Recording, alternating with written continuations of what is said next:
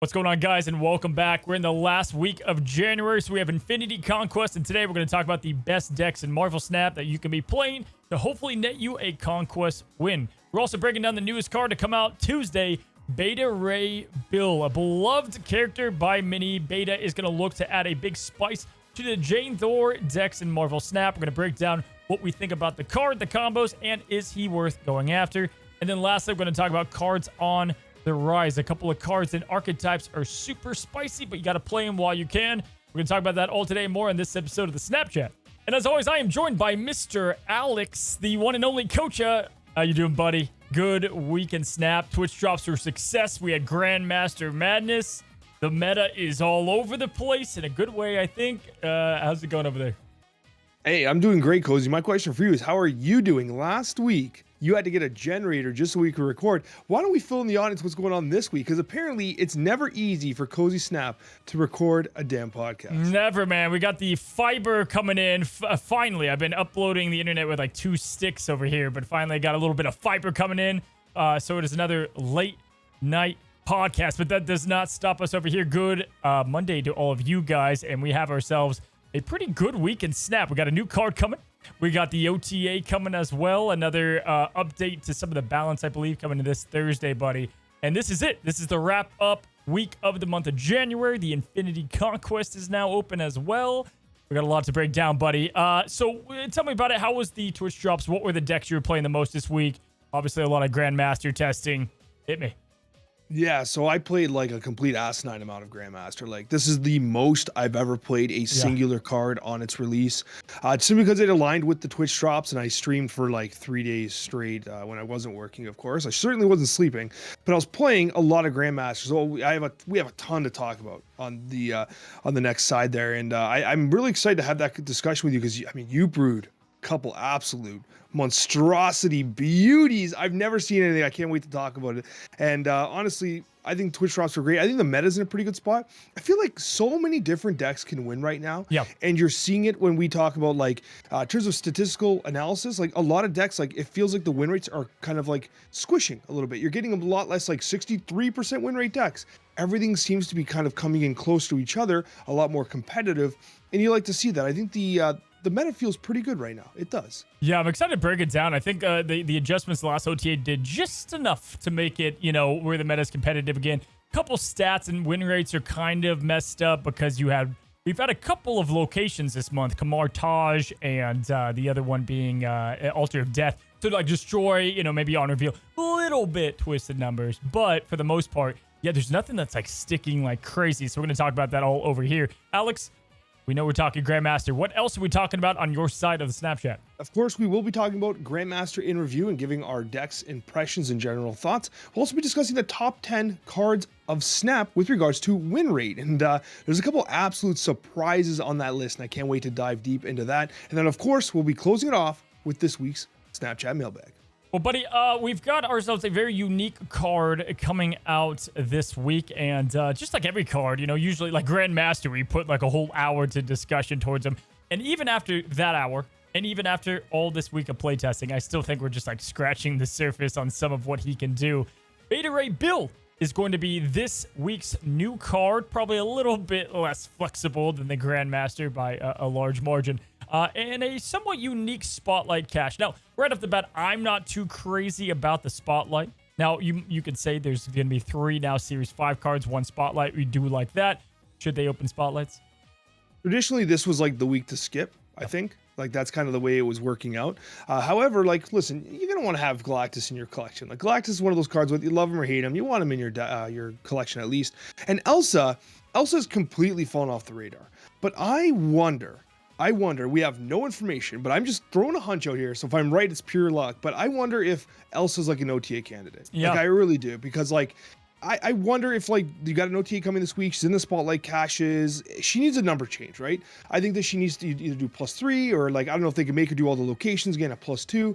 Elsa has felt like it's completely dropped off, and the card was so fun. Yes, it was overpowered when it launched. Yes, it had to get tuned down, but it provided a play style that was entirely unique And I miss it. I miss playing Jeff into it. I miss playing Vision into it. I miss that mobility style archetype. So I wouldn't be surprised if this Thursday comes around and Elsa gets some love. If it's like a +3 or it does all the locations again, which is a text change, which is less likely, of course. If that happens, then again, Elsa's a card you want to have in your collection. But if that doesn't happen and you already have Galactus, then this is probably a skip.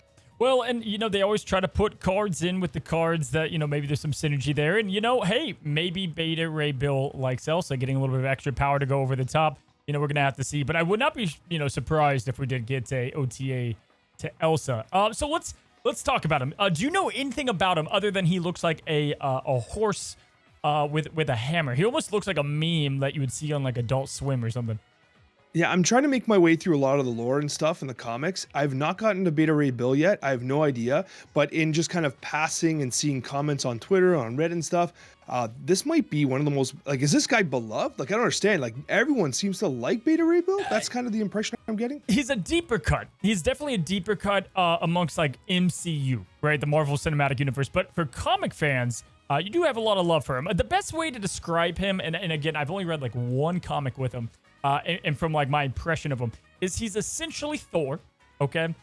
But Thor is, like, Thor has a lot of personality to him, right? And there's a bunch of different things going on with Thor and, like, his arc. Whereas Beta Ray Bill is kind of just a badass. Like, that's the best way to put it. Like, he's just always, like, aggressive. Not aggressive, like, mad, but he's just always kind of, the mighty Thor, per se, if you will. And then, of course, people at least know his token card. Stormbreaker, that's obviously pretty big in the MCU, obviously a bit different on how it was used there. But so Beta Ray Bill, Alex, is a 4-cost 6-power card, and when you play him, he has the on reveal of shuffling Stormbreaker into your deck. Kind of like Mjolnir as a token card, but Stormbreaker is a 0-cost 1-power card, and when it's played, it doubles Beta Ray Bill's power. Let's go to talk about the Asgardian here, Beta Ray Bill, and how we think he's going to be in Marvel Snap. So as we always do, first impressions right off the rip, Alex. And listen, I love this, but it's tough. Marvel Snap is tough to rate cards, and this is just a gut feeling. This is before we get to play. What are you ranking him? I originally had him at 2 stars, but he did get buffed. If I'm not mistaken, he was a 4-5 when we originally evaluated him. Am I wrong to say he was buffed to a 4-6? We gave him, funny enough, dude, we gave him 3 stars, both of us, whenever we did the initial ranking, and that was at the 4-5. He's a 4-6 now. And so, it's going to be interesting. So what are you saying for the ranking? I'm willing to go to 3. I'm willing to stay at 3. I was leaning like low 3. Maybe that's why I was thinking I had said 2. My expectation is a little tempered here, which of course means he's going to be the best card in Marvel Snap. Yeah. But honestly, my expectations are tempered. So this is who he reminds me of in some ways, like the best way outside of Thor. Okay, right. Kind of Black Panther, right? So Black Panther's not in every deck, right? In the decks he's in, he wins. He does good. He does really good in those decks, but he's not all over the place. And that is where I have Beta Ray Bill, like kind of at like a 2.5, right? Because I feel like in the deck that he's in, and not like Meek. Meek has an archetype. Beta Ray kind of has a deck, a deck or two, if you will. So Beta Ray Bill for me, about a 2.5, guys. And that has largely a lot to do about his flexibility and just his overall usage there. And then if you look at like the fun factor, I feel like Grandmaster kind of itches that scratch way more than Beta. So I feel like they should have separated those cards a little bit by a couple of weeks, right? And we're kind of getting them back to back. That's at least the way that I look at it. So, happy to be proven wrong here. That being said, the decks that he's in is one of my most played as of the last 2 months. So I am very excited about said deck. And I have a lot to speak on it because I've, done a lot of testing around it, bud. So 2.5, you're saying 3, 2.5, somewhere in that area for both of us. Kind of right on the money. So, Alex, I think we could just get right into it, man. Let's talk synergy. Let's talk the deck that we are referring to. Nothing too crazy, nothing too surprising here. It's the Jane Thor deck, right? It's all about Jane. It's always been that deck. Yeah, that has got to be. Oh, look at this split cozy. Come on. I try. And I even, you said you like this one better. Now it is not the greatest sparkles, but I got the gold back there, a little something. So Jane Foster. Here's the thing about her. Now, a lot of people like to go back to March last year. I think it was March, maybe a little bit later in the year. But we had Jane Jaw, very popular deck. Was kind of all over the place for a while. Was the main way to play Lockjaw. And then, of course, we have it was a Jane Evo deck actually for a while, right? We had a Jane and High Evo kind of going together now. Then they nerfed the Lockjaw, the Wasp, yeah. Yep, absolutely. So those are like the main decks, but we're seeing more and more that Jane is just being played with Thor in these mixed packages, right? It could be in like a Valkyrie deck, the double zeros deck, right? And then the way to be able to utilize Wasp and Yellow Jacket alongside Mjolnir. And now Stormbreaker. Heck, I don't even know if that deck will work anymore because there's going to be too many zero token cards, which was kind of like never an issue. And then, of course, Mr. Negative. That's the other place that Jane is, but that's obviously not going to be relevant today. I mean, I'll just get right to it, bud. The thing I think people are overlooking to talk about the pros is the absolute nut player line, right? Like, forget just playing Thor on 3, Jane on 5. That feels really strong when you can get that going with the other things you can do in the deck. Clearly, we know that's going to be great. Now you've got this guy. You got Beta Ray Bill coming to town, who's even a bigger liftoff, right? Getting the potential 12 power. So if you don't get Thor, awesome.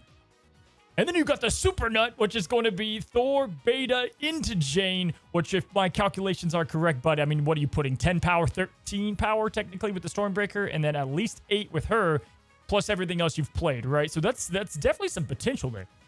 Yeah, there's a ton of burst, of burst there. And I mean, that's why Sandman exists. That's why Leech exists, right? Like those are the release valves for a deck like this.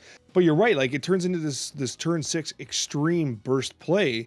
And I mean, don't scoff at the fact that Jane Foster themselves is a 5'8". Like that's a pretty strong stat line, right? So yeah, you're right. And what I like about what you just said is that it's not reliant necessarily on Lockjaw. Now, classic kind of Thor-based decks, Jane Foster-based decks are often running Lockjaw, and like I've been trying to pen and paper kind of like this like non-Lockjaw based deck where you play on curve like you're suggesting. I think it could work. However, I still think that Lockjaw will be in those decks as a backup plan for the way the draws work and stuff like that. Because let's be honest, it's way too good to play something like a hammer into the Lockjaw on turn 6, get a free rotation, get the +6, play down the Stormbreaker. Like that is a huge turn, right? So I still think that Lockjaw has a role to play. But you're right. There's nothing wrong with playing Thor on 3, a Beta Ray on 4, and then Jane on 5. There's just nothing wrong with it. I mean, you're probably going to win if you get said play line, right? Like, and what's cool about it is now you can do Thor or Beta, and then you have Jane. And let's not forget, having finally, like, synergy there. Like, we finally have 2 potential Thors, kind of, is nice. That's huge. That's a lot of extra power. And then we can take that way over the top. And that's where we're going to kind of start getting to get carried away. I mean, you hit the nail on the head there. It's either Lockjaw and Jane Jaw, and then you're probably going to play Beta, Thor, and then just big cards, right? Or you're going to be looking to do just these interesting reveal packages mixed with these 3 cards, if you will, right? So we obviously didn't talk about them, but I mean, just talking about finishing that off. You play all those cards down. You have 10 on Thor, 13 between Stormbreaker and Beta, and then you have the 8 on Jane. But you throw down the Godfather, the Almighty. You're putting another 8. You're taking Thor to 16. You're taking Beta to 24. And you're going to win the game by a handsome amount. Now, Alex, what I like is even if you don't get this, let's just say you get Beta, you're still talking 24-25 with the token, 25 power, Beta Ray Bill, and let's just say Odin and Jane together 16, just those cards. I mean, it has more ways to win now in that more honest shell, not the lock shell. Yeah, that's what I was saying. Like on paper, like you kind of don't need the Lockjaw anymore. And yeah, you're relying on the draw and everything, but yeah, like it's kind of insane. And we did see Odin in the past playing with Thor, and it was kind of like a greedier deck that not a lot of people tried, right? Yeah. But this year, now you have 2 reasons to run it this way, right? And then you can run much more of just a good cards package early on, right? Honestly, like I do think there's a lot of potential for Beta Ray Bill, and it's funny you brought up a Black Panther, but I was thinking about how it was analogous to something like a Dawkin. And Dawkin obviously doubles its power as well, but at a lower initial stat line. And I don't think that Dawkin has a much inherent synergistic play as Guardians apparently do, right? All these Asgardian synergies I think can really pop off, whereas I think you have to work a little harder for Dawkin. Of course, the shard goes to your hand, which is useful. It's not in your deck. Yeah. But we got Jane for that, right? So, I mean, we got answers, and I think there's just going to be a lot of interesting experimentation.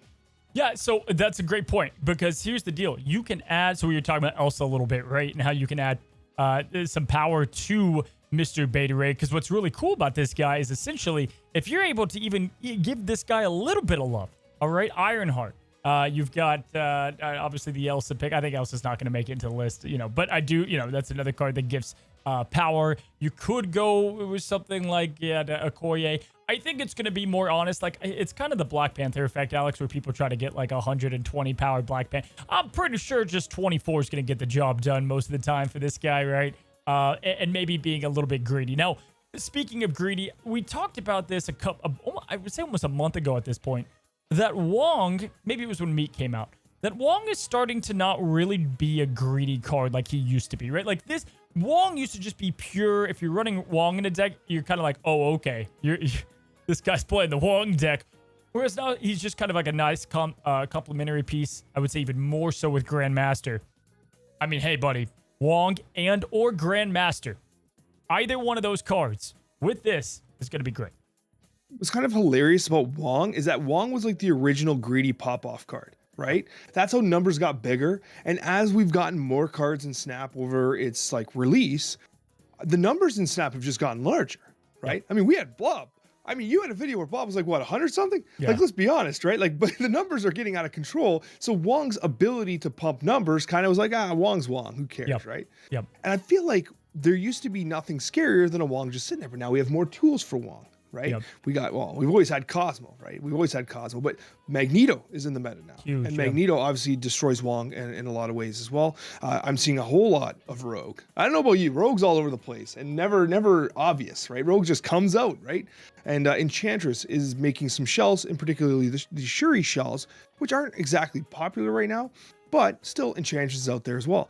So yeah, I absolutely agree. And like, you can actually slip Wong to more decks now because Zabu is making a comeback as well. So you're not committing that like, oh, turn 4 it's a Wong and whatever. Like you can do that, but sometimes you sneak him on turn 3. Maybe you get some additional value with something like an Ironheart early, and then you play Odin on top with Stormbreaker. And you got these different play lines with Wong that didn't quite exist before.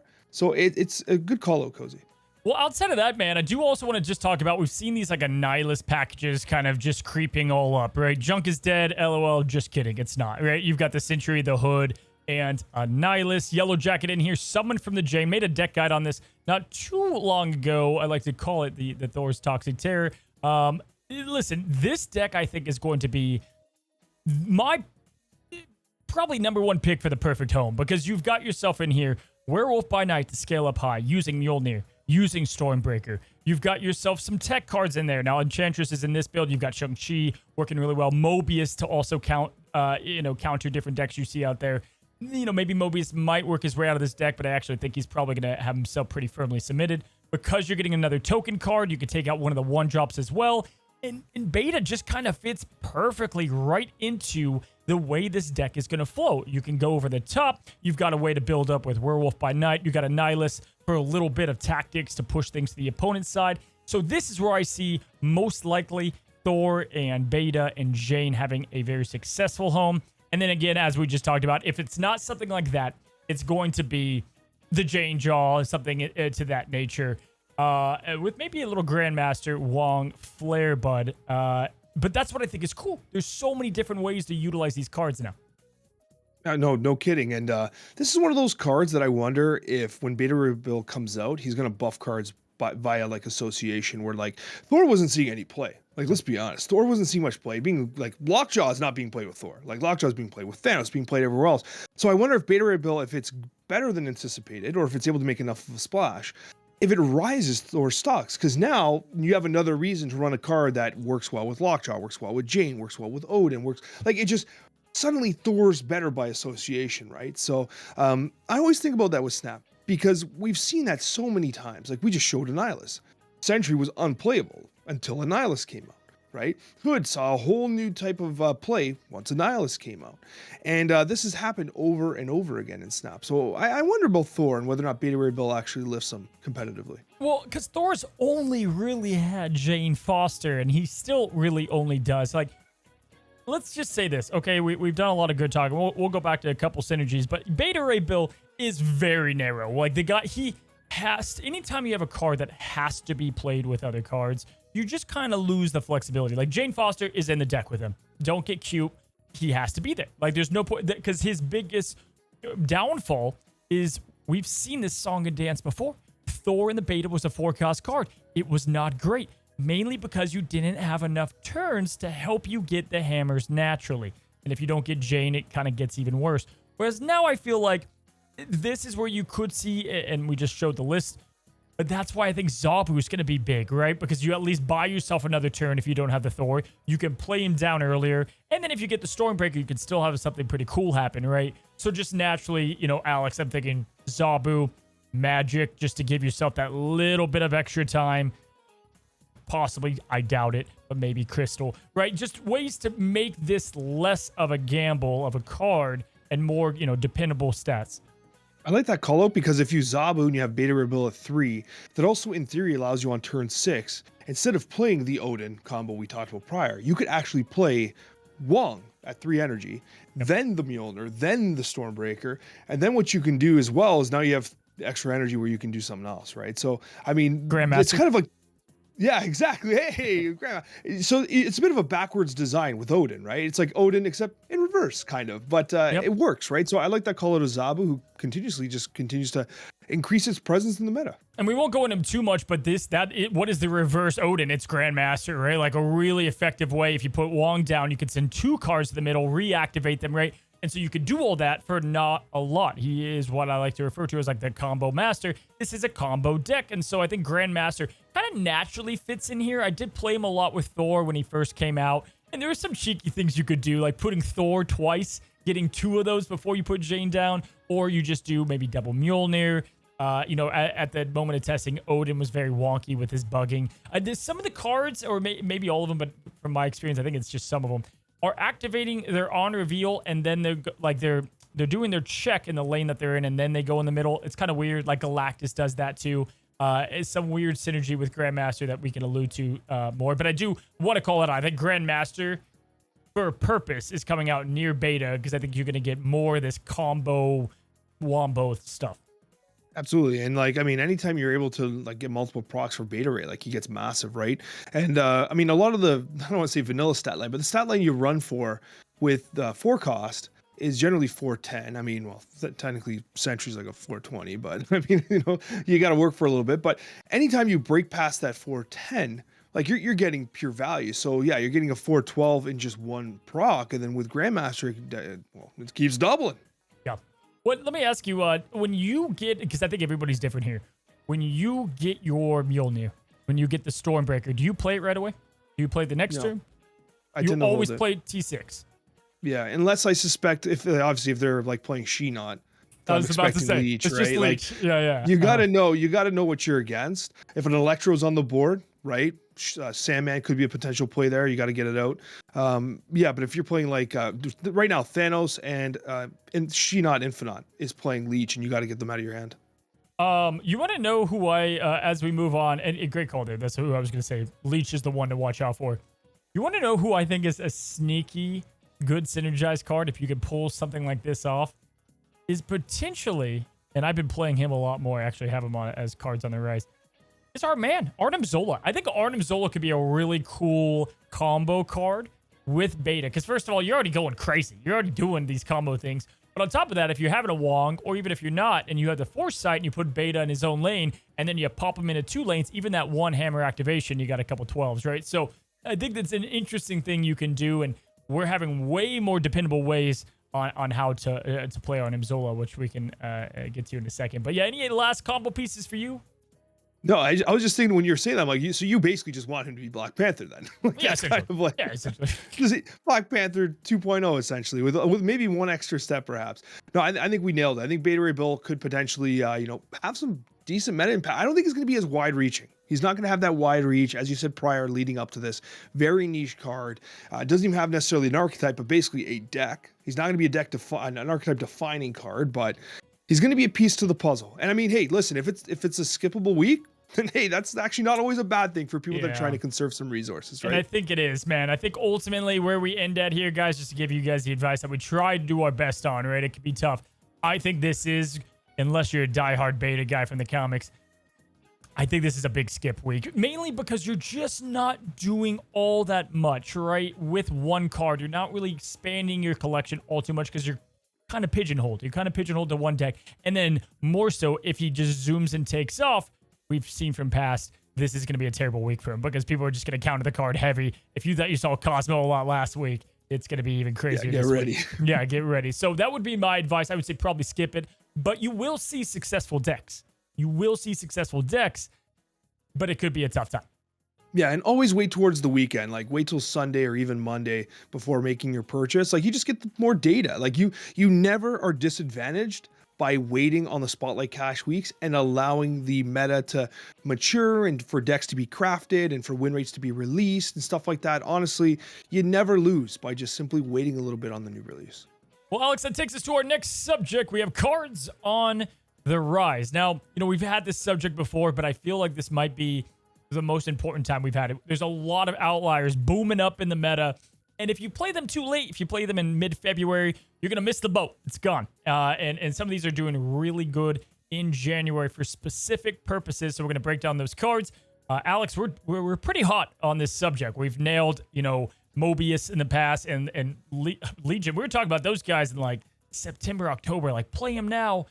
And they're here. They're here. They've been here. They've been pretty stable. So let's go ahead and talk about it. Let's have a couple of picks each with cards on the rise, bud. I'll start us off, man. We have another Destroy card kind of rising up. I saw it again. I never know the sources. There's always some guy who's been playing it for. I saw it on Untapped. You told me KM Best made a thing on it. Awesome.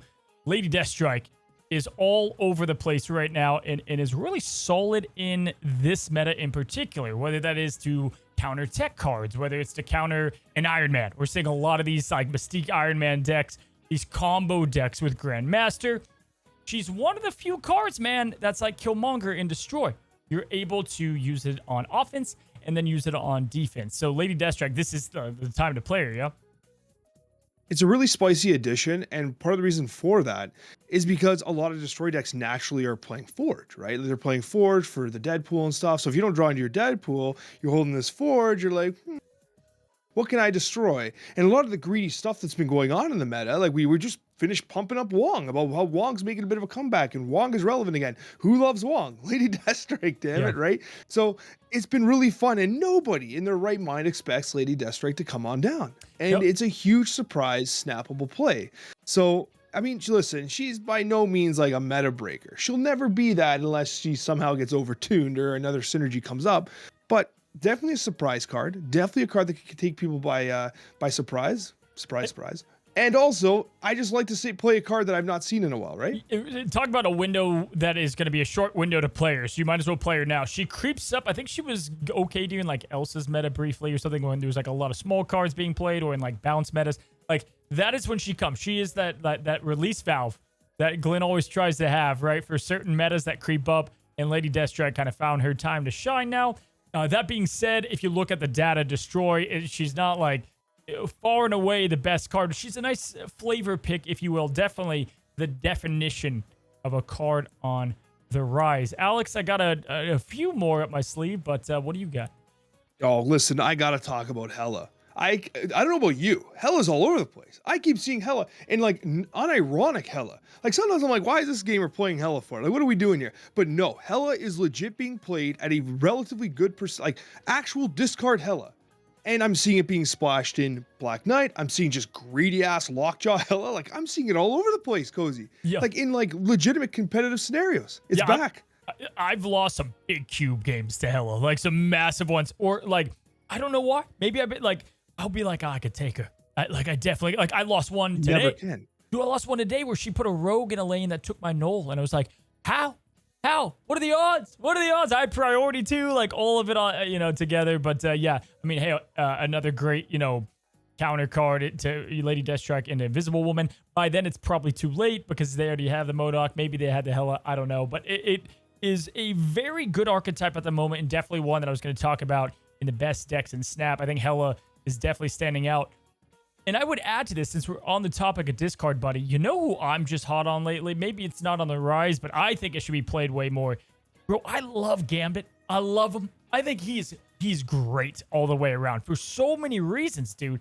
he just does great things against the big, tall decks. And he gives you a win sometimes when you're not supposed to get one. He has been my #1 Grandmaster card. Oh, honestly, Gambit is so fun. Like, listen, Love him. I literally made a deck called Machine Gun Meek, and it was just Gambit pew pewing, right? Like, Yep. that's what it was. And like, I'm all for Gambit, but you know what? Drives me nuts about? Well, you know what grinds my gears? Every time I'm playing Gambit, about just before I play Gambit, Kyra comes out like, "Hey, check what up?" Like, I'm like, "Damn it, Kyra, get off the board! Stop being a good card! Damn it! I got a miracle Gambit. You, I got all these swarms.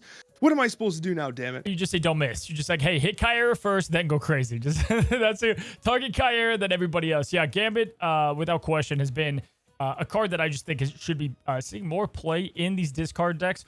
But also just has good standalone value as a trade-off. I thought you were gonna say Central Park always pops up whenever you play your Gambit. I feel like those squirrels are always like taking a Mr. President for the card that I want. Yeah, always. I mean, for me, it's every time I go to play Gambit, it's either Kyra comes out or they have Wolverine. And I'm like, well, they're going to win one location probably. But hey, listen, the way I play Gambit is like shamelessly like greedy. Like, listen, I'm setting up Onslaught. I got Mystique. I got Wong. I'm all in. Like, it's board clear time. Like, that's the way I play it. I'm not just taking 1 or 2 cards. I don't care how many squirrels there are. Yeah. Every squirrel's dying. Everyone dies. Everybody died. Dude, okay, so what got me on this is during the Twitch drops, we did like a drafted deck section. I had the chat drafted deck. It's infamously called now Gas Trash or Trash Gas, whatever you prefer. It's a legendary deck, Alex. Got us through a gold conquest with absolute ease. We wiped Dara. I love you, Dara. We took down Dara on the board. He was playing, I think, Darkhawk Grandmaster. It is listen, the deck has no synergy. It was a once in a lifetime miracle. However, in that deck, you had Gambit, which was cool. He had good value. But you had another 3-cost who have on the rise. That's Juggernaut. Juggernaut won me so many games that we were not supposed to win from that exact thing. People are trying to play these cards in lanes, and they're getting greedy with it. And if you don't have a Lady Deathstrike to take out a Wong, you have a Juggernaut that's just as good. I think it's phenomenal. I've been loving Juggernaut, and I think this is now the time to play him. When you said getting greedy with it, I pictured like Will Smith, kind of like, I don't know. It's a music video that you got to make at some point. I'm just throwing it out there. Okay, fair enough. But Juggernaut is honestly like he's a big surprise card. Yep. He's one of those turn 6 wins that like no one ever sees coming. It's like, oh, you want to play here? Boom. And it's just no, right? I really like Juggernaut for that. And I mean, listen, no one's really expecting Jug. He's especially when you're not playing him in decks that always naturally play Jug. Like if you're not playing him in Surfer, you just kind of, he's like this tech splash. I mean, I've lost 8 cubers to Juggernaut, so I like the call out. Dude, okay, so this next one, if you have not been listening, and if you want to get ahead of the curve, ahead of a Cozy video or ahead of whatever, we've got a huge one for you. Now, Lambie, our friend Lambie, he just won the last Conquerors. He held like an open, and yeah, the Sweat Lords came out, Alex. They were sweating. I have no idea. I didn't see the tournament, but I did see a post from Lambie, and it had the decks that did really well in the tournament. And my God, did you see this? Did you see this tweet? I know what deck won. I know what deck won, Cozy. I'm going to give it to you. I'm going to let you explain. Well, no. Well, hold on. Did you see second place, though? Because second place was more exciting. Did you see second place? No, I'm not sure. Okay. It was a destroy deck, which I was like, oh, okay, that's cool. And in that destroy deck, guys, not only was Grandmaster there, which I was like, hell yeah, but Dracula was in this destroy deck, and it blew my mind. I was like, wait, this is awesome. Why is this in here?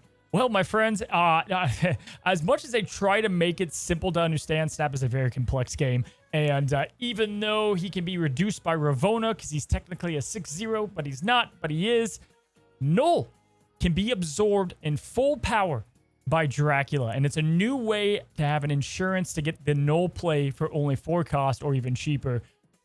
I believe the credit goes to a guy named Davide or David, I'm sorry if I'm butchering your name. I'll put it in the description. But what an ingenious spin on an archetype that doesn't get a lot of change. And this is, if you want to be an early trailblazer, here you go, guys. I got 2. I can't even believe you're not bringing up one of them. I'm shocked. Okay. Number 1 I want to talk about is obviously Darkhawk. With the change to Blob, Darkhawk's having a resurgence again, which is great. This is exactly like the tug of war that happens in the meta between cards. Blob starts to drop off a little bit after the nerf, which, by the way, Blob, still good. It's still huge. Big stat stick, right? But because it's losing prevalence and it's not as strong as it used to be, people are kind of waning off it. So that gives Darkhawk time to shine and some room to breathe. So Darkhawk, I think, is definitely on the rise. Cozy, are you really not going to talk about Arrow? Arrow's kind of coming back with the Kingpin synergies. Those decks are making a bit of a comeback. The win rates aren't as high as they are, but I still think those decks are being figured out. Oh yeah, dude. Arrow is legit. In a second, in the best decks, I got plenty to say about the mobster move, man, because that is. Yeah.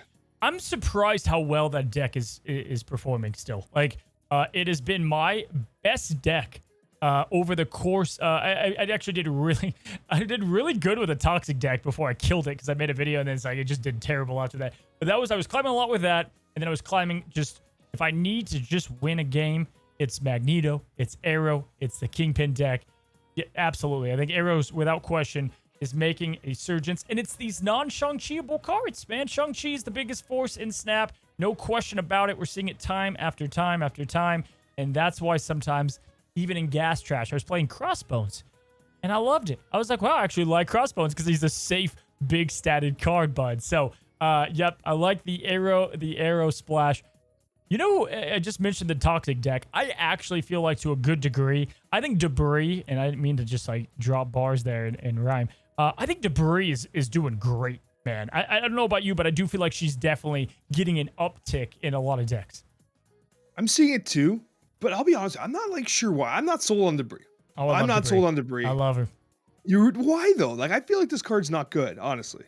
Yeah, in junk decks. Like, obviously, I'm not trying to make her work in much of anything else, but, dude, really, because right now, there's just so many people playing a lot of cards. They're getting greedier. They're filling one lane, and they're trying to... She stops combo lanes, but then she also can just fill the board quickly and just ruin decks. So I feel like she has a little bit of both. I played her a ton in the Toxic version, obviously, because I'm trying to hazmat it and send it over and all that stuff. But I think Debris is definitely on a small uptick, personally. A couple that, if you look towards the future, man, I do think Hitmonkey is an early get ahead of it now. Gonna have a chance. Gonna have a chance to get better.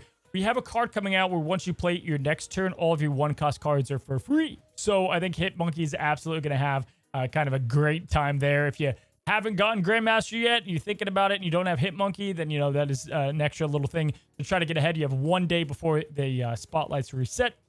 And then just to refresh people, man, we've had Negasonic, we've had Mobius kind of on these hot and rising cards for a while.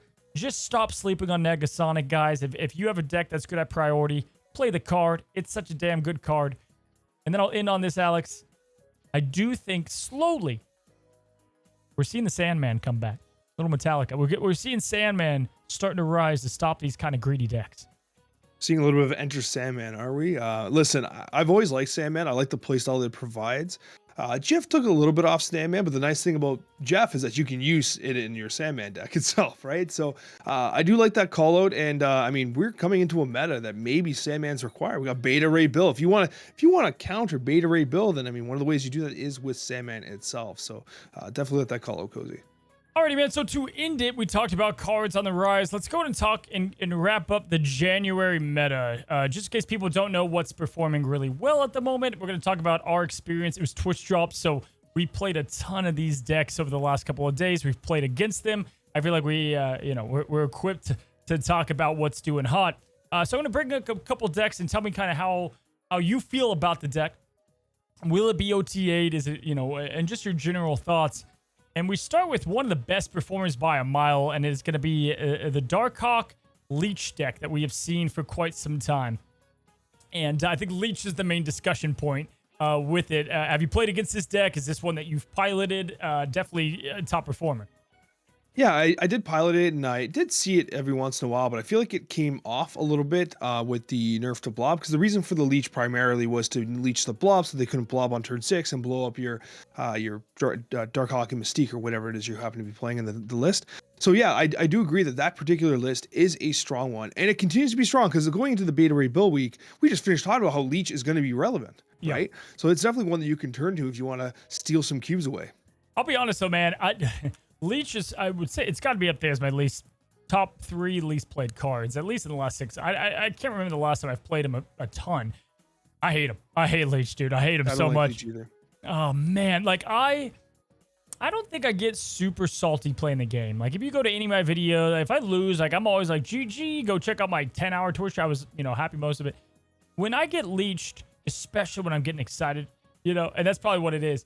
It just sucks, man. Like, show me Eliath, show me Galactus of the old. I'm just not crazy about him, but he is a release valve, I guess, in some ways to prevent a pretty big turn 6. But man, he can, poof. Yeah, I can hate him. Yeah, he sucks, right? And it's unfortunate that a 5/3 power card is one that you can snap on turn 5, right? Yeah. And like dismantle their hand if you're against a specific deck that you recognize is going to need that combo turn 6. I mean, listen, I hate Leech as well. In fact, I take Leech out. I took Leech out of my Shinnot decks. I was playing Kang instead, right? I was memeing with Kang, right? So I mean, I get it, but at the same time, like I understand why like Glenn is kind of in defensive Leech, right? I understand that release valve mentality, but it's definitely one of the least fun cards in Snap. Oh, that's for sure, but I guess he's there for purpose. Now, outside of that, we've already talked about some of these other ones. Destroy with Lady Deathstrike is doing really well. Annihilus Balance is hot, guys. Play it while that's hot. Thanos Blob Jaws, I like to call it. Still very, very dependable, high-ranked deck. And we're actually still seeing a good amount of Hela, Black Knight, and just discard with solid stats. Like these decks are doing great again. It's not discard's not anywhere where it was with dependable discard, but you have options now, which I think is really cool for the archetype as we head into a month with a lot of stuff to help boost it even more. You said it exactly. So before there was only one discard deck. It was the dependable discard with Chavez, with a Pac and all that stuff, right? We get that.